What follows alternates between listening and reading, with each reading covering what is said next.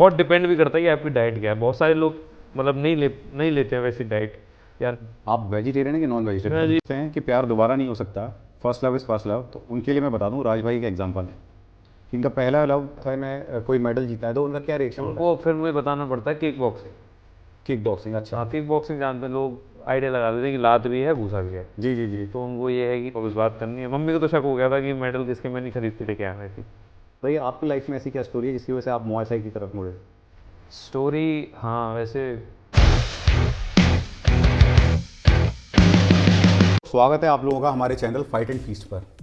आज हम आपके सामने एक ऐसी शख्सियत का इंटरव्यू लेके आए हैं जो दिल्ली स्टेट चैंपियन, जो कि मुआय थाई की थी, उसमें गोल्ड मेडल हासिल किया था। ये हमारे राज भाई हैं और इनका आज हम पॉडकास्ट करेंगे। इनके साथ हमने एक ट्रेनिंग भी की है जिसमें हमने कराटे और मुआय थाई को कंपेयर किया है कि किस चीज़ से हम क्या सीख सकते हैं। थोड़ा बहुत इसके पीछे का इतिहास बता दूं। मुआय थाई एक थाईलैंड का स्पोर्ट है और ये मुआय थाई दो वर्ड से मिलके बना है, और इसमें मुआय जो है वो संस्कृत के मावेते वर्ड से लिया गया है। मावेते का मतलब अगर देखा जाए तो उसका मतलब है टू पुल टुगेदर, मतलब साथ में आके किसी चीज़ को खींचना या किसी चीज़ को करना। और जो थाई है, थाई का मीनिंग है जो टाई कडाई जो लैंग्वेज थी उसके स्पीकर्स, मतलब उसके पीपल, मतलब जो साथ में आके जो टाई कडाई बोलने वाले पीपल प्रैक्टिस करते थे, उसी का नाम मुआय थाई हुआ। दरअसल इसको द आर्ट ऑफ 8 लिम्स भी बोला जाता है क्योंकि इसमें आपके 8 लिम्ब भी इस्तेमाल किए जाते हैं, जिसमें कि आपके फिस्ट, साथ ही साथ आपकी शिन, एल्बो, ये सब यूज़ किए जाते हैं, और आपका नी। तो स्वागत है आपका राज भाई बहुत हमारे बहुत पॉडकास्ट धन्यवाद। में, और बधाई हो आपको कि आपने thank you Delhi so state much championship Abhiraj जीती। भाई, बहुत। तो थोड़ा सा हमारे दर्शकों को आप बता दीजिए अपने बारे में। मेरा नाम राज पूनिया है, मैं मथुरा से हूँ और मैं दिल्ली यूनिवर्सिटी से मैंने अपनी ग्रेजुएशन करी थी। बचपन से ही स्पोर्ट्स का कीड़ा क्रिकेट खेलता था मैं, बट क्यों मेरे चोट लग गई थी तो उसकी वजह से मैं खेल नहीं पाया। तो फिर हमने मुथाई में शिफ्ट किया, और मुथाई के साथ साथ मैं एमेच्योर बॉक्सिंग भी कोशिश कर रहे हैं। हाँ, वो भी करते हैं हम। तो राज भाई, दरअसल सारे मार्शल आर्टिस्ट के पीछे कोई ना कोई ट्रेजिक स्टोरी होती है कि उनको स्कूल में बुली किया गया, या उनको नेबरहुड ने परेशान किया, या फिर वो बहुत मोटे थे, या उनका फिजिक से वो लोग संतुष्ट नहीं थे। तो आप बताइए आपकी लाइफ में ऐसी क्या स्टोरी है जिसकी वजह से आप मुआय थाई की तरफ मुड़े?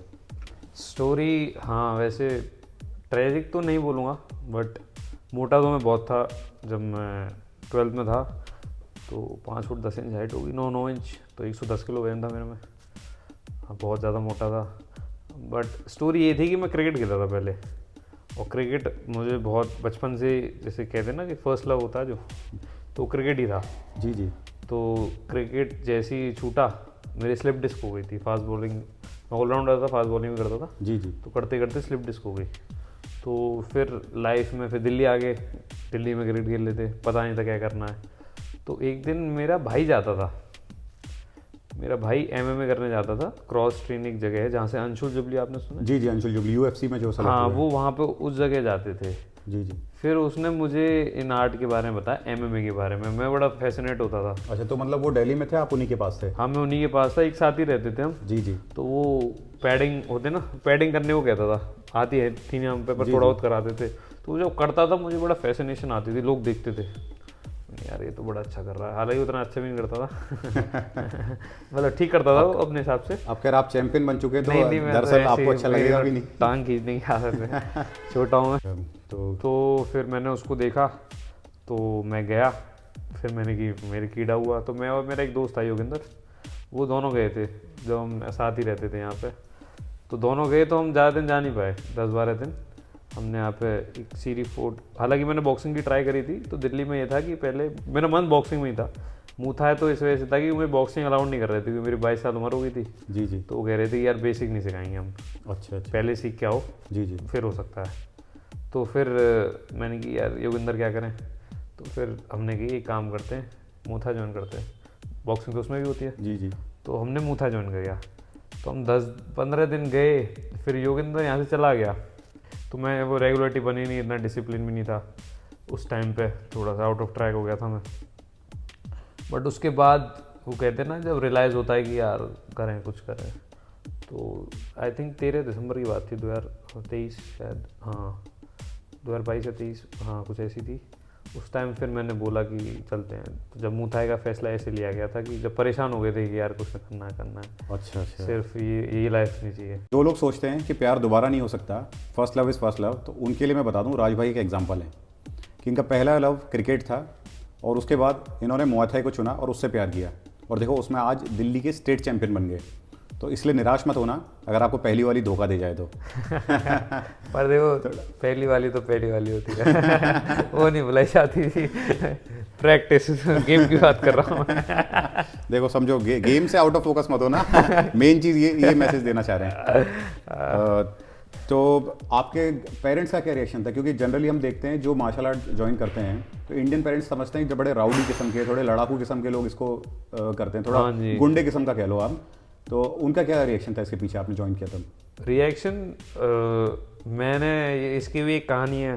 तो एक मैंने ये सोचा था, मैं थोड़ा सा ज़्यादा सोचता हूँ कुछ चीज़ों में, तो मैं अपने फादर साहब को लेकर थोड़ा ये सोचता हूँ कि सपोर्ट नहीं करेंगे। अच्छा मेरे फादर साहब हैं उल्टे, हर चीज़ में सपोर्ट कर देते हैं। जी एट दी एंड हैं कर देते हैं, पर मुझे ऐसा लगता है कि अरे यार शायद डिसअपॉइंट हो जाएंगे वगैरह, है ना। तो मैंने ये सोचा था कि मेडल लेके जाऊँगा।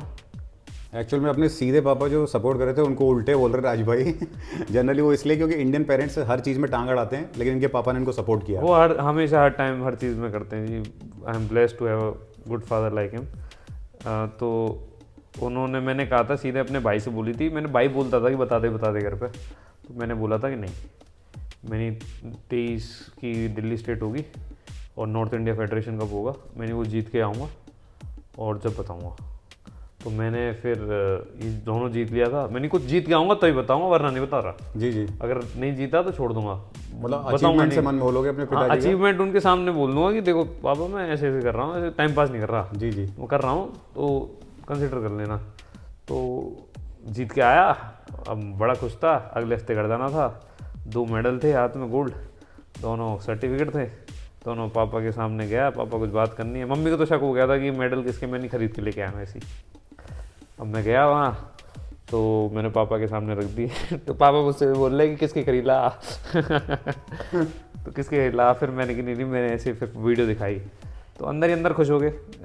मतलब पर जैसे जाट हैं, हम जाट परिवार से हैं, बताते नहीं हैं, तो ये कहते तो मैं भी मार लूँगा अभी। तो ऐसे करके ऐसे करने लगे, पर अंदर खुश हो गए थे, मैं पता पड़ गई थी। तो ये था कि मतलब दे वर हैप्पी कि ठीक कर रहा, मतलब उनके लिए तो ये है कि बिगड़ नहीं रहा, यही बड़ी बात है।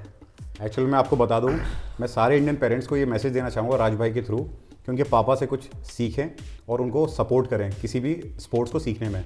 क्योंकि दरअसल हमारे इंडिया से आप लोग बैठ के ये तो बोल देते हैं कि ओलंपिक्स में मेडल नहीं आ रहे, लेकिन उसके पीछे का कारण कहीं ना कहीं आपका टोकना भी होता है। तो उनको डिमोरलाइज ना करें। और राज भाई और उनके पापा से, खैर इसमें राज भाई का भी डेडिकेशन है कि वो पहले मेडल जीत के लेके आए, उसके बाद उन्होंने पापा को दिखाया ताकि वो उनको और सपोर्ट करें, एक इम्पेटस, एक प्रेरणा मिले उन्हें कि आगे चल के वो और अच्छा कर सकते हैं। तो सैल्यूट है इनके पापा और इन दोनों को ही। चीज़ बताइए, इंडिया में मुआय थाई बिल्कुल भी पॉपुलर नहीं है, लोग ज़्यादातर समझ ही नहीं पाते हैं। जिस एरिया से आप आते हैं, मथुरा जो ब्रज क्षेत्र है, वहाँ तो लोगों को पता भी नहीं है कि मुआय थाई होता क्या है। वो जूडो, कराटे और ज़्यादा से ज़्यादा बॉक्सिंग जानते हैं। कराटे भी नहीं जानते जी, कराटे भी नहीं जानते क्योंकि रेसलिंग वाला क्षेत्र है। रेसलिंग वाला क्षेत्र है, वो भी मिट्टी वाली, हाँ, मैट वाली भी नहीं। तो आप जब भी लोगों को बताते हैं कि आपने मुआय थाई में कोई मेडल जीता है तो उनका क्या रिएक्शन होता है? उनको फिर मुझे बताना पड़ता है किक बॉक्सिंग। किक बॉक्सिंग, अच्छा। हाँ, किक बॉक्सिंग जानते हैं लोग, आइडिया लगा लेते हैं कि लात भी है घूसा भी है। जी। तो उनको ये है कि आइडिया उससे लगा लेते हैं किक बॉक्सिंग। पर मैं मुँह थाई बताता हूँ तो आते तो दिल्ली में सब पता पड़ा देते हैं, दिल्ली में सब जान गए हैं लोग। बट जब घर जाता हूँ, घर नहीं पता लगा पाते, तो उनको बताता हूँ ऐसे कि किक बॉक्सिंग।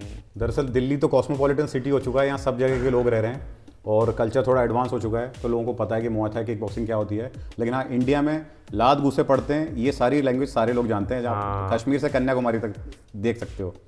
तो उसी चीज़ से ये अपना प्रदर्शित करते हैं कि मैं कौन सा स्पोर्ट खेल रहा हूँ। लेकिन दोस्तों, आज के बाद मुआय थाई अगर आप ये पॉडकास्ट देख पा रहे हैं तो आप भी देखना कि मुआय थाई क्या होता है और उसके प्लेयर्स कैसे होते हैं, ताकि वो प्लेयर जो गुमनामी में जी रहे हैं उनको थोड़ा सा प्रेरणा मिल पाए या उनको थोड़ा सा साहस बंधे कि भाई हमको भी कोई रिकॉग्नाइज़ कर रहा है। तो जनरली मैं आपसे ये पूछना चाहूँगा कि मुआय थाई की जो आप प्रैक्टिस करते हैं, हाँ जी, उसमें आप जनरली शुरुआत से लेकर आखिर तक जो आपका वर्कआउट सेशन रहता है, उसमें क्या क्या चीज़ इंक्लूडेड रहती हैं? तो पहले तो वार्म अप होता है, कार्डियो बेसिकली रनिंग, स्किपिंग, उसके बाद फ्रॉग जंप, क्योंकि जैसे लेग का भी स्पोर्ट है तो लोअर बॉडी पे बहुत ध्यान दिया जाता है।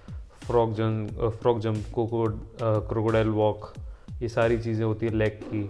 उसके बाद फिर अपर बॉडी की थोड़ी सी एक्सरसाइज होती हैं। उसके बाद फिर आते हैं प्रैक्टिस पे, जिसमें कुछ देर हमें पैड वर्क करना पड़ता है, बैक वर्क करना पड़ता है, फिर पार्टनर के साथ भी होती है टचिंग की, स्पायरिंग होती है हफ्ते में 2 दिन, है ना, टचिंग होती है। बेसिकली बैक वर्क और पैड वर्क ज़्यादा होता है ना, टचिंग स्पायरिंग जैसे दूसरे तीसरे दिन हो गई, तो यही रहता है। उसके बाद थोड़ा सा ये वेट ट्रेनिंग करते हैं, जैसे रस्सा चढ़ना, उसके बाद पुशअप्स, पुलअप्स, वही बेसिक तरीके की।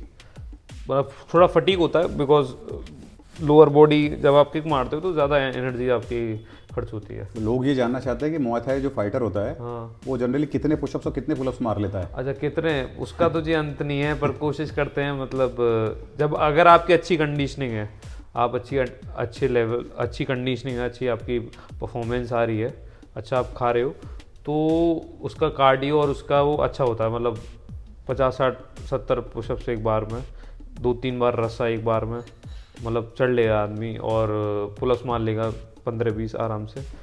तो मतलब अच्छी कंडीशनिंग हो तो उसकी, क्योंकि लोग शुरुआत करते हैं इनिशियली, तो वो कोई ओवरवेट होता है जब शुरुआत करता है, कोई सीखने के पर्पज से एमेच्योर होता है जब शुरुआत करता है, तो उसके फिर कम रहते होंगे वो हाँ सारे उससे कम repetition? रहते हैं। धीरे धीरे वो बढ़ते जाते हैं, तो बढ़ता बहुत डिपेंड भी करता है कि आपकी डाइट क्या है। बहुत सारे लोग मतलब नहीं लेते हैं वैसी डाइट, या नहीं इतना एजुकेटेड होते हैं अच्छे लेवल के पास जाने के बाद भी डाइट को लेके। और सही बताऊं तो बहुत लोगों का फाइनेंशियल भी नहीं हो पाता इतना। तो राज भाई, एक चीज़ मैं आपने पूछना चाहूँगा, डाइट की बात आई है, आप वेजिटेरियन है कि नॉन मैं वेजिटेरियन? जी वेजिटेरियन है। प्योर वेजिटेरियन हाँ आप? जी, हाँ जी। तो मतलब आप ना अंडा चिकन अंडा खा लेते हैं जी कभी तो कभी। मतलब आप अंडा खाने वाले वेजिटेरियन हैं? हाँ, अंडा खाने वाले अच्छा, वेजिटेरियन। मतलब एगिटेरियन जिसको हाँ बोल जी, सकते हैं। एगिटेरियन। अच्छा अच्छा, तो अब आप हमारे दर्शकों को ये बताइए कि एक मुआय थाई फाइटर की लाइफ में क्या रहता है उसकी डाइट में? डाइट में मेरी तो बहुत ख़राब है, पर मैं अपनी डाइट नहीं बताऊंगा। जो मैं वैसे डाइट में कोशिश करो अच्छे कार्ब्स, गुड फैट और प्रोटीन लेने की। कार्ब्स जैसे कि ट्रेनिंग से पहले सेब खा लेते हैं हम, है ना, और सुबह उठते ही कॉफ़ी में घी डाल लिया, उसके काफ़ी अच्छे रिजल्ट बुलेट कॉफ़ी जिसको बोलते हैं। बहुत लोगों को फेस करने को मिले हैं। दूध में ज़्यादा पीता हूँ, तो दूध 2.5-3 लीटर, 2-2.5 लीटर दूध कोशिश करता हूँ पी लूँ। यहाँ तो हालांकि पैकेट वाला होता है, जब मैं घर पे होता हूँ, जैसे गाय है हमारे यहाँ, तो घर पे ज़्यादा पीते हैं। पनीर यहाँ पे खा लेता हूँ अमूल का, वो कंपेरेटिवली सही होता है, जी जी। है ना। अंडा खा लेते हैं। राजमा, जैसे एक रूटीन होता है कि हर दिन मैं या तो चना या तो राजमा बनवाता ही हूँ मैं, या फिर अंडा भुर्जी हो गई। तो बेसिकली कोशिश करता हूँ कि जो जितना मुझे मिल सके उतना ले सकूँ। और अभी तो मैंने काफ़ी दिन से लिया नहीं है, बट सप्लीमेंट भी कभी कभार ले लेते हैं। ज़्यादातर लोगों का सवाल ये रहता है कि लोग वेजिटेरियन को थोड़ा सा नीची दृष्टि से देखते हैं। हाँ जी। वो समझते हैं कि नॉनवेज खाने वाले पे अपर एज होता है, कि वो जनरली ज़्यादा ताकतवर होता है। आपका क्या मानना है? नहीं, मैं मानता हूँ कि अगर आपके पास ऑप्शंस हैं, जैसे बाहर मैं एक इंटरव्यू देख रहा था अभी, ललन टॉप में नीरज चोपड़ा का आया, जी जी। तो वो कह रहे थे कि बाहर नॉनवेज के ऑप्शन नहीं थे। वो कहीं एक टूर्नामेंट में गए थे, पोलैंड वगैरह, तो यूरोप में गए थे, तो वहाँ उनका वजन घट रहा था क्योंकि उनके पास नॉन वेज के ज़्यादा ऑप्शन, वेज के ज़्यादा ऑप्शन थे नहीं, सिर्फ सैलेड था। तो प्रैक्टिस उतनी होती थी, पर क्योंकि प्रैक्टिस ज़्यादा रिकवरी नहीं है तो वजन घट रहा था, इससे इंजरी हो जाती थी। बट इंडिया में तो बहुत सारे ऑप्शन हैं वेज के, जेन्युइनली मतलब बता रहा हूँ। थोड़ा से हल्का सा उसमें ये फैक्टर होता है कि थोड़ा कार्ब्स बढ़ जाता है, पर हमें बॉडी बिल्डिंग तो करनी नहीं है, हमें तो स्पोर्ट्स है, रिकवरी करनी है ना। तो इंडिया में तो बहुत सारे ऑप्शंस हैं, क्योंकि इंडिया थोड़ी वेजिटेरियन सोसाइटी है। India is the hub for vegetarian, है ना। हाँ, तो आई थिंक ये इंडिया में तो शायद ये लागू नहीं होगा, बाकी जिसको मैं क्या ही कहूँ इस बात पे। तो इसी बात पे मैं आपसे ही पूछना चाहता हूँ कि हमारे इंडिया से ज़्यादातर मेडल्स इंटरनेशनल लेवल पे क्यों नहीं आ पाते हैं? क्या हमारी डाइट कम रहती है या इंफ्रास्ट्रक्चर में कुछ कमी है? थोड़ा मैं आई वुड से दैट कि इंफ्रास्ट्रक्चर थोड़ा सा लैक करता है। डाइट भी थोड़ा, डाइट में अवेयरनेस और एजुकेशन की थोड़ी सी कमी है। बिकॉज मुझे, जैसे मैं अपना एग्जांपल लेता हूँ, अपना क्या, आसपास के मेरी जनरेशन के लोगों का, वो चीज़ 12th के बाद खुद रिसर्च करी, थोड़ा बहुत खुद आसपास देखा, हिट एंड ट्रायल वाला मेथड यूज़ किया कि भाई ये खाने से होता है, ये ले लिया। कभी कभार बहुत बार गलत भी चीज़ें मिल गई, बाहर ऐसा नहीं होता, बाहर थोड़ा सा मुझे ऐसा लगता है कि वो ज़्यादा अवेयर होते हैं कि उनको क्या खाना है क्या नहीं खाना, क्या प्रॉपर न्यूट्रिशन की वैल्यू क्या होती है। पहले तो क्या था कि जैसे क्रिकेट खेल के आते थे या कुछ भी खेल के आ लिए तो वही समोसे खा लिए, है ना, जितना खेल के आ रहे हैं बढ़िया खेल के आ रहे हैं, पसीने निकाल के आ रहे हैं, पर वो ट्रांस फैट होता है समोसों जी में, जी जी। 3-3 बार तला जाता है वो, तो वो सब खराब कर लिया। तो वो बॉडी को कोई इतना बहुत जंक होता है ना वो बहुत ज़्यादा, तो बॉडी को लगता नहीं, खराब करता ऑब्वियसली।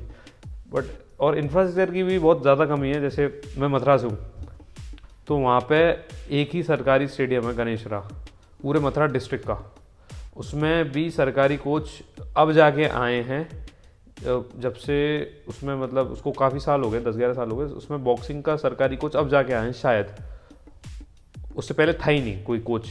उसमें रिंग बनी हुई है पर उसमें कोई आता नहीं है, मतलब सरकारी कोच अब जाके स्टार्ट हुआ, रेसलिंग हॉल अब जाके बना है। तो इंफ्रास्ट्रक्चर बहुत लैक करता हमारे यहाँ, स्पेशली हरियाणा जैसे पंजाब हो गया, ये डोमिनेट करते हैं स्पोर्ट्स को जस्ट बिकॉज कि वहाँ इंफ्रास्ट्रक्चर है। हर गांव में आपको एक सिंथेटिक ट्रैक वाला, बड़े गांव में, बड़ी पंचायत होगी उसका बड़ा गांव होगा, सिंथेटिक ट्रैक वाला आपको मिल जाएगा, या सिंथेटिक नहीं तो कच्चा तो आपको स्टेडियम मिल ही जाएगा। तो मतलब आप ये कहना चाहेंगे पंजाब हरियाणा का एग्जाम्पल लेके बाकी हमारे जो देश के स्टेट्स हैं उनको ये एग्जाम्पल फॉलो करना चाहिए? बिल्कुल करना चाहिए। और ये यूपी में ये लैक करता है, इसी वजह से थोड़ा सा हाँ परफॉर्मेंस नहीं आ पाती। इंफ्रास्ट्रक्चर की तो बहुत सारी कमी है। देखो जैसे अब मैं अपने मथुरा में ट्रेन करता हूँ, जैसे आज हम गए थे, हमने अपर बैग, मैं खुश हो गया अपर कट वाला बैग देख के क्योंकि वो बैग मैंने देखा ही नहीं है आसपास, मैं जेन्युइनली नहीं देखा, मैं दिल्ली आके देखता हूँ वो बैग, और मैंने वो किसी जिम में वो बैग देखा, मैंने कहा यार ये तो बहुत सही बैग है ना, ये स्टेडियम में भी नहीं है, बहुत से स्टेडियम में ऐसा बैग। वैसे अगर मैं कॉन्टेक्स्ट बता दूं तो हमारा एक वीडियो है जिसमें हम दोनों ने साथ में ट्रेनिंग भी की है, तो उसमें आपको देखने को मिलेगा कि अपर कट बैग क्या होता है। तो आप ज़रूर उस वीडियो को जाके देखना, पहले इस पॉडकास्ट को एंजॉय कीजिए। तो राज भाई एक बात बताइए कि मुआय थाई बाकी मार्शल आर्ट्स के बारे में भी आपको नॉलेज होगा, हाँ जी। उससे कैसे डिफरेंट है? मुआय थाई डिफरेंट इस वजह से है क्योंकि वैसे तो सारे मार्शल आर्ट अपने आप में डिफरेंट होते हैं, रेसलिंग अपने आप में डिफरेंट है, बॉक्सिंग। फिर भी क्या स्पेशलिटी है इसकी? मुआय थाई की आई थिंक ये है कि थोड़ा सा मुझे लगता है कि आपको काम करता है, क्योंकि आपको पता पड़ता, मतलब आप बहुत सारी चीज़ें डेवलप कर लेते हो, आप हाथ चलाना सीख लेते हो, पैर चलाना सीख लेते हो, एल्बो चलाना सीख लेते हो, आपके मल्टीपल ऑर्गन्स का यूज़ हो रहा है उसमें, कॉन्शियसली सबकॉन्शियसली मल्टीपल ऑर्गन्स का यूज़ हो रहा है, तो आप में स्ट्रेंथ भी आती है, पावर भी आती है, आप लड़ना सीख लेते हो। और फिर लड़ने के साथ साथ मुआय थाई के जो कोचेज़ होते हैं, ये मैं बोलना चाहूँगा, बहुत ज़्यादा जैसे हमारा हर सेशन होता है उसके बाद एक 5-10 मिनट का हमें ब्रेक दिया जाता है, इसमें आपको लेटना है और लेटने के बाद आंख बंद करनी है और कुछ नहीं करना, मेडिटेट करना है बस। ये बहुत स्पोर्ट्स में नहीं होता, मतलब जी जी जी। है ना। तो आई थिंक वो जो पीस और इनर पीस और वो स्पिरिचुअलिटी का आई थिंक वो है, वो शायद वो पीस का आई थिंक वो फाउंडेशन कहीं ना कहीं जोड़ी गई है, मुझे जितना लगता है। तो दोस्तों आप समझ रहे हैं, जब आपका शरीर मजबूत होगा उसके बाद ही आप स्पिरिचुअली भी अपलिफ्ट हो पाओगे। मेरे ख्याल से मुआय थाई का यही पर्पज़ है। बिल्कुल बिल्कुल कि बिल्कुल। आप पहले शरीर से मजबूत होइए, उसके बाद आप स्पिरिचुअली भी अपलिफ्ट हो पाओगे। जैसा कि हमारे विवेकानंद जी ने कहा है, उन्होंने कहा है कि मैं गीता पढ़ने से ज़्यादा प्रेफर करूंगा कि कोई आदमी 1 घंटा फुटबॉल खेल के आए। अब वो कहते हैं ना, a healthy body would lead to a healthy mind. अभी राज भाई से बात हो रही थी तो वो बता रहे थे कि वो अपनी एजुकेशन में MBA परस्यू कर रहे हैं। आपने जनरली देखा होगा कि जितने भी स्पोर्ट्स पर्सन्स होते हैं वो पढ़ाई लिखाई में जनरली थोड़ा लैक कर जाते हैं, लेकिन MBA एक प्रोफेशनल कोर्स है और राज भाई उसको अभी परस्यू कर रहे हैं। तो MBA करते हुए राज भाई आप बताइए, कुछ दिक्कत होती है कुछ बैलेंस करने में आपको अपनी मुआय थाई ट्रेनिंग में? तो सच बताऊं तो काफ़ी दिक्कत होती है, बिकॉज मैं रेगुलर MBA कर रहा हूँ, कोई वैसे MBA नहीं कर रहा जैसे वो डिस्टेंस हो वाली। तो मुझे रेगुलरली PPT बनाना, ये सब पेपर देना, असाइनमेंट ज़्यादा होते हैं हमारे, तो थोड़ी प्रॉब्लम होती है, इस वजह से थोड़ा क्लास में पीछे भी चल रहा हूँ, बट मैनेज कर पा रहा हूँ मैं यहाँ प्रैक्टिस। थोड़ा सा प्रॉब्लम देखो क्रिएट होगी अगर आप 2-3 चीज़ें साथ लेके चलोगे, तो ऑब्वियसली आपका डिसीजन है, तो आपको ये बेयर तो करना पड़ेगा। बट आई थिंक मुझे लगता है कि ज़रूरी है, बिकॉज कोई भी एजुकेशन हो वो बेटर ही करती है आदमी को। मैंने बहुत सारे आदमी देखे हैं एजुकेशन नहीं करते, जैसे मैं क्रिकेट खेलता था पहले, तो नहीं करी, क्रिकेट ही खेलते रहे, पर बहुत कभी कभार कुछ चीज़ें हमारे हाथ में होती नहीं है ना। 10 चीज़ें आ सकती हैं कल को, कुछ इमरजेंसी आ जाए, कुछ हमें हो जाए फिजिकली। मतलब मैं आपको बता दूं, राज भाई ये कहना चाहते हैं कि आखिर है तो हमारी बॉडी एक मशीन ही, और मशीन में खराबी कभी भी आ सकती है ना। तो एक बी प्लान के चक्कर में आप एक अच्छी एजुकेशन को जरूर परस्यू करें। और ये राज भाई उन लोगों के लिए भी एग्जाम्पल हैं जो लोग सोचते हैं कि मैं MBA कर रहा हूँ, BTech कर रहा हूँ, martial art is not my cup of tea. लेकिन ऐसा नहीं है। आप ऐसे प्रोफेशनल कोर्स को परस्यू करने के साथ साथ भी मार्शल आर्ट या कोई भी स्पोर्ट चूज़ कर सकते हैं और उसमें एक्सेल कर सकते हैं। इसी के लिए मैं आपको एक एग्जांपल देना चाहूँगा। आपने अमेरिका में स्टैनफोर्ड यूनिवर्सिटी पढ़ी होगी। Stanford university is equivalent to IIT of India, और उसने सबसे ज़्यादा मेडल्स ओलंपिक्स में USA को लाके दिए हैं। तो आप बताइए, जहाँ पे ब्रेन भी है और उनके पास मसल्स भी हैं, तो इस तरह की जनरेशन पैदा करनी है या फिर केवल ब्रेन के साथ वीक जनरेशन? वैसे देखा जाए तो राज भाई परफेक्ट एग्जांपल हैं। लोग लड़कियों को बोलते हैं ब्यूटी विद द ब्रेन, मैं इनको बोलूँगा ब्यूटी विद मसल्स, ब्रेन और विद अ प्रोफेशनल डिग्री। तो राज भाई आप एक चीज़ बताइए, हाँ जी। अगर मान लीजिए आप कोई बंदा मुआय थाई प्रैक्टिस करता है, आप बता रहे हैं आप बॉक्सिंग भी प्रैक्टिस करते हैं, हाँ। तो ये किसी इंसान की पर्सपेक्टिव को कैसे चेंज करता है? मतलब एक नॉर्मल आदमी जो बिना किसी स्किल के घूम रहा है, किसी बिना फाइटिंग स्किल के, और एक आदमी जो फाइटिंग स्किल को एब्जॉर्ब कर ले अपने अंदर, तो क्या पर्सपेक्टिव में चेंज आता है उसका नॉर्मल के कंपैरिजन में?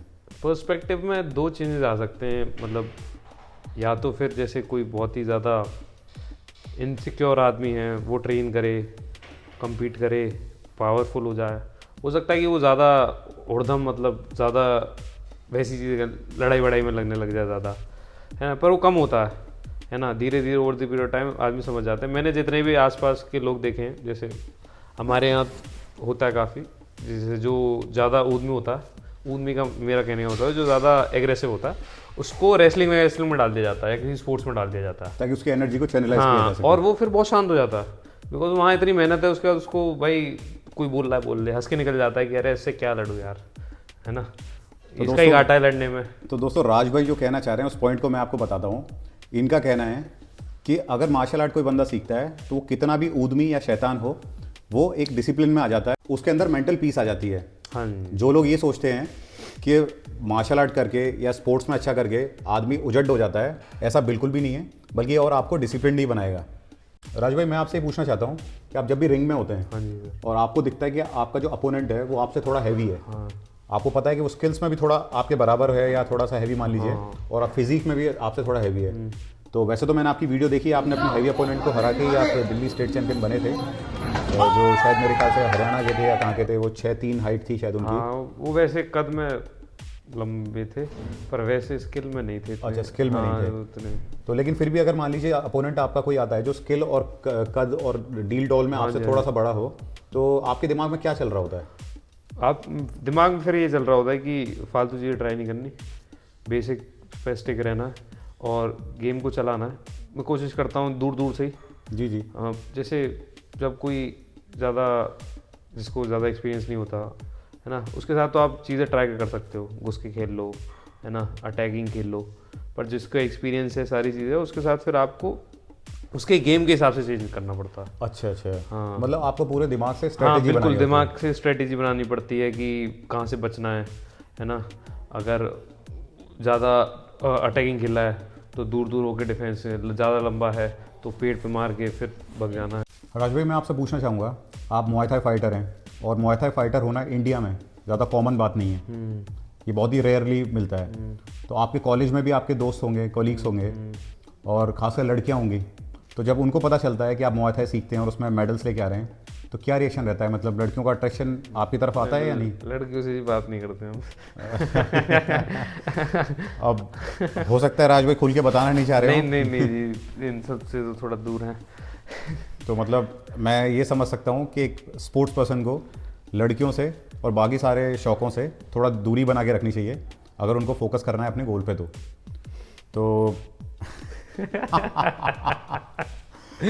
तो हाँ चलो, अब बात लड़कियों की हो रही है, तो मुझे एक बात बताइए कि कई लोग ये बोलते हैं कि लड़कियों को मार्शल आर्ट्स नहीं सीखना चाहिए, ये तो लड़कों का काम है, लेकिन आपकी राय में क्या ऐसा है? नहीं, बिल्कुल सीखना चाहिए। मुझे लगता है कि बहुत हर किसी को सीखना चाहिए। मैं बोलता हूँ कि एक सेंस ऑफ कॉन्फिडेंस हर किसी में आता है जब वो पंच मारना सीखता है, जब वो लात मारना, लेग चलाना सीखता है, जब वो पंच खाना सीखता है।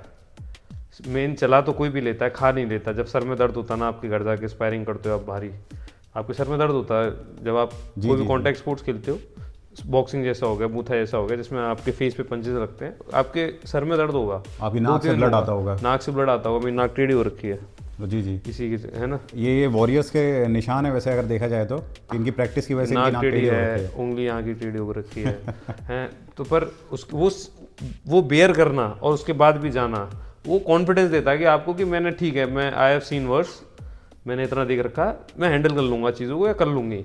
और मुझे लगता है कि लड़कियों के हिसाब से बिल्कुल, बिकॉज आजकल लाइफस्टाइल थोड़ी सी, मतलब मैं किसी को डिसरिस्पेक्ट नहीं कर रहा, जिम वाली या किसी को नहीं कर रहा, जी जी, बट लोग आजकल थोड़ा सा वेट ट्रेनिंग नहीं बोलूँगा मैं, थोड़ी जिम वाली ट्रेनिंग को ज़्यादा ध्यान दे रहे हैं। मतलब मैं बताना चाहूँ तो एस्थेटिक ट्रेनिंग जिसमें कट्स और बस हाँ, वेट ट्रेनिंग तो आउटर ब्यूटी पे जिस वेरी गुड, मतलब बट थोड़ा सा जिसमें कार्डियोवास्कुलर आपका इन्वॉल्व होता है ना, उसमें कम ध्यान दे रहे हैं, है ना। बिकॉज देखो कहीं ना कहीं कार्डियो इंपॉर्टेंट है, हर चीज़ के लिए इंपॉर्टेंट है, वो भी इंपॉर्टेंट है, पावर भी इंपॉर्टेंट है, स्ट्रेंथ भी इंपॉर्टेंट है, बट कार्डियो भी होना चाहिए।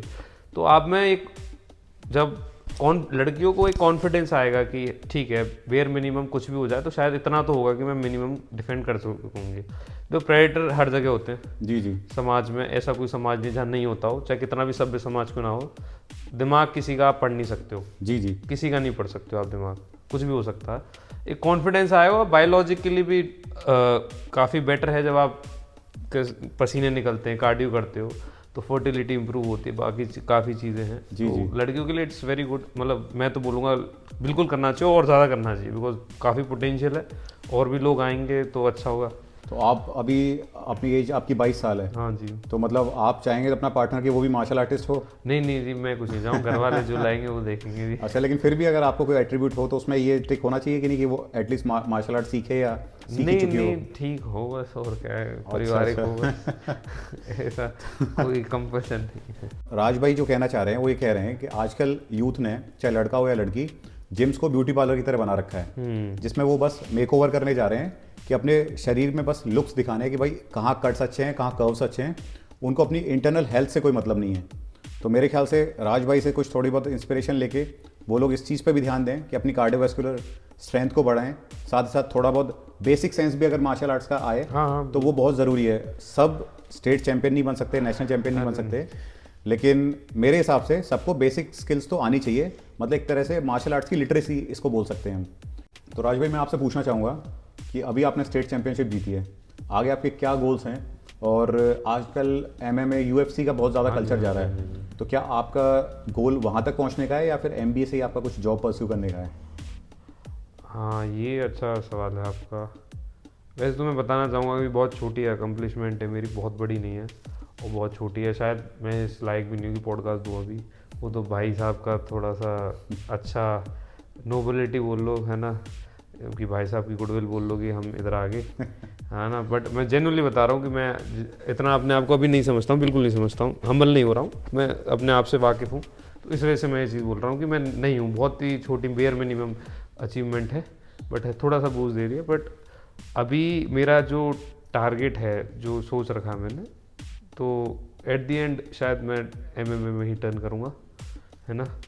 बट कोशिश में लगे हुए हैं, 2-3 चीज़ें अपनी स्किल्स पे काम कर रहे हैं धीरे धीरे। शायद हो सकता है कि आने वाले अपकमिंग ईयर्स में दोबारा से शायद यहाँ पे इनके साथ, भाई साहब के साथ इंटरव्यू दें, पर उस टाइम शायद काफ़ी लोग जान चुके होंगे कि बिल्कुल बिल्कुल, ये तो हमारे, शायद पूरी कोशिश करेंगे ऐसा। ये तो हमारे क्षेत्र के लिए और हमारे चैनल के लिए सबसे गौरव की बात होगी कि वापस आके हमारे पास इंटरव्यू देंगे, हाँ जी, क्योंकि अभी ये हम्बल ही हो रहे हैं एक तरह से। स्टेट नहीं, चैंपियनशिप नहीं, जीतना नहीं, भी नहीं, कोई छोटी बात नहीं है, उसमें भी जोर लगता है, जो कि उन्होंने लगा के साबित भी किया है।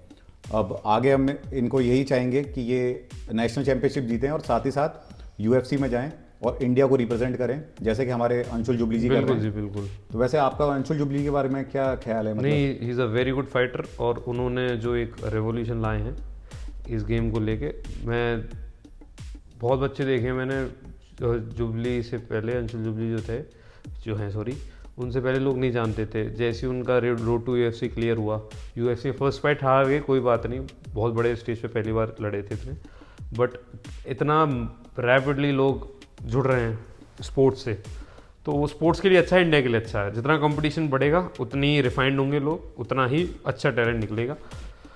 उस स्पोर्ट्स के लिए अल्टीमेटली गिफ्ट है एक। तो मुझे लगता है कि उन्होंने एक टाइप का रेवोल्यूशन तो लाए हैं, चाहे कोई आदमी कुछ ही बोलता रहे।